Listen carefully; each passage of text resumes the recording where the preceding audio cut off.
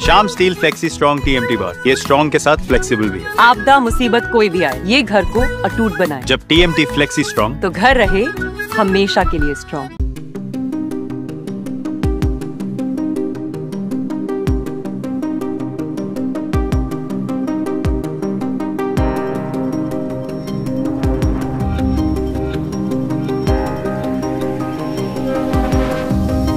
Shyam steel flexi strong TMT बार, ये strong के साथ फ्लेक्सिबल भी है। आपदा मुसीबत कोई भी आए, ये घर को अटूट बनाए। जब TMT फ्लेक्सी स्ट्रॉन्ग, तो घर रहे हमेशा के लिए स्ट्रॉन्ग। मैगजीन है प्रत्यय, उस प्रत्यय में 75 वर्षों का इतिहास बताया जाएगा और इसके साथ में हम लोग जैसे कि बताएं कि एक एग्जीबिशन होने वाला है विद्या भवन में।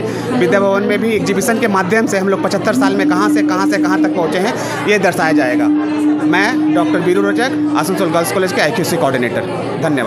नमस्कार, আমি ডক্টর মনিকা সাহা, বর্তমান আসানসোল গার্লস কলেজের প্রধান পদের দায়িত্বে রয়েছি এবং আজকে আমাদের 1 জুন 1950 সালের আজ বিশেষ দিনটিতে আমাদের কলেজের প্রতিষ্ঠা দিবস আজকে এবং সেই উপলক্ষে আমাদের কলেজ 75 বছরের একটা যাত্রা চলেছে। জানুয়ারি মাস থেকে আমাদের বিভিন্ন প্রোগ্রাম চলছে।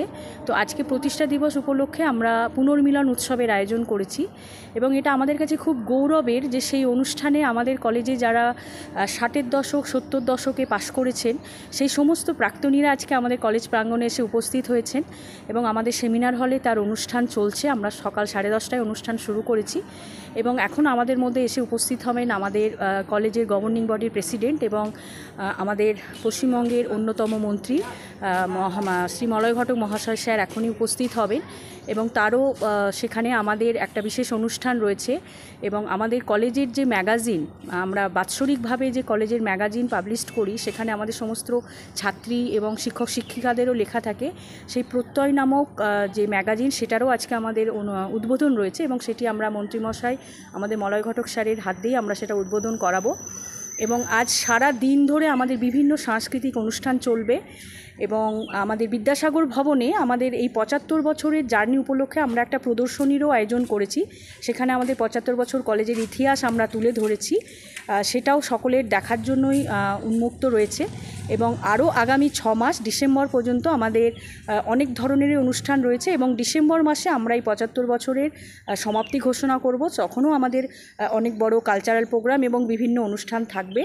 সকলের আমন্ত্রণ রইল, বিশেষ করে আমার কলেজ থেকে যারা পাশ করে বেরিয়েছেন আজকে যারা এখানে উপস্থিত হতে পারেননি তারা যদি এটি দেখেন অবশ্যই কলেজ প্রাঙ্গণে এসে উপস্থিত থাকবেন এবং আপনাদের অপেক্ষা। ये स्टाइल का मामला है, रूपा फ्रंटलाइन।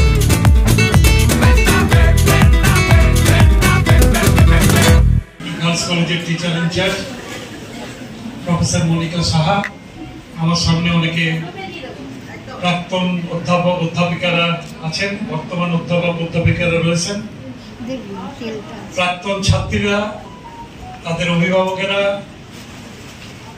বর্তমান ছাত্রীরা সবাই রয়েছে। 75 বছর পূর্তি উপলক্ষে আজকের যে অনুষ্ঠান, সেই অনুষ্ঠানে আমি নিজে উপস্থিত থাকতে পেরে নিজেকে গর্বিত এবং ধন্য মনে করি।